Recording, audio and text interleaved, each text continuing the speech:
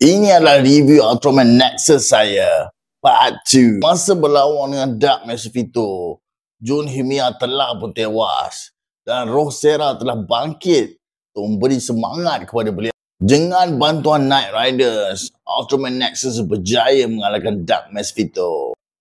Selepas itu, Giant Nexus perlukan Dunamis baru. Dunamis kedua, Ren Senju, seorang remaja eksperimen yang mempunyai kuasa ESP, bangkit sebagai Nexus Junis Blue. Dunamis ketiga ialah Nagi Saiju, yang mana ibu bapanya telah dibunuh oleh Dark Zagi. Musuh sebenar Ishibori yang merupakan ahli TLT telah menyerap kuasa Nexus dan kemudiannya menjadi Dark Zagi. Di dalam saat genting itu, Giant Nexus telah memilih Kazuki Komon sebagai Dunamis keempat.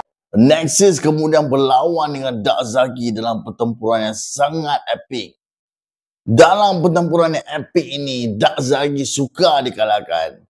Dan Ultraman Nexus akhirnya berubah kepada bentuk asal itu Ultraman Noir dan dengan mudah mengalahkan Dark Zagi. Jadi soalan saya yang seterusnya, Ultraman mana yang merupakan bapa kepada Ultraman Zero?